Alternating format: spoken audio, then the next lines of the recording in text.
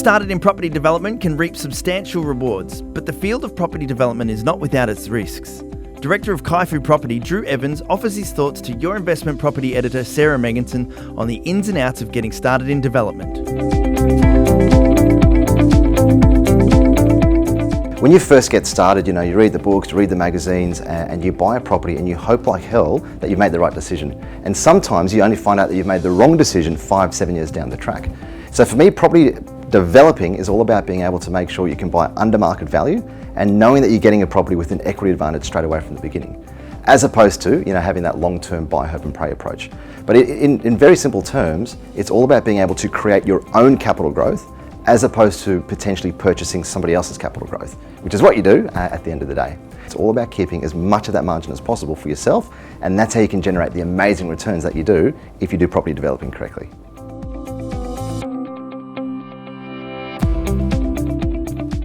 So in relation to profits, I always talk about profits on your total development cost, not profit on your actual cash. Profit on your cash, if you're incorporating leverage, is a whole lot more. As a general rule of thumb, when you're first getting started, it should be anywhere from sort of 10 to 25% is a really good starting point in small scale development.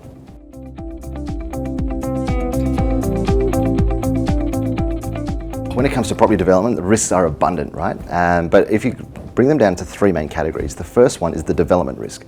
So with our business, we only ever focus on code accessible development.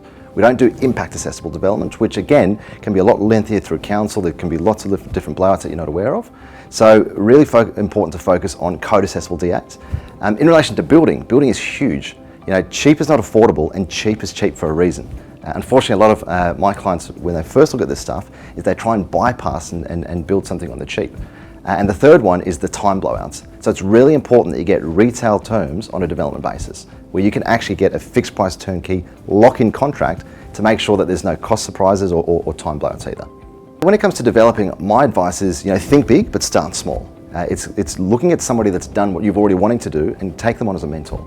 It's making sure that you don't bite off more than you can chew, because let's face it, developing is not an exact science. No matter how experienced you are, things pop up.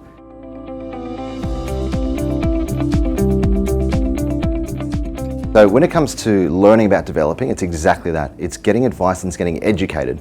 For me, it's more important to spend money on learning how to do things, because what you'll find is sometimes in developing, the most expensive advice you'll ever get is free. So it's find a mentor that's done what you want to do and learn from them. And even if it's just doing a few paper trades and doing a few paper investments, then when it comes down to the real thing, you'll understand exactly what the pros are, the cons are, the challenges, and again, it's going to help mitigate any bit of risk that you have.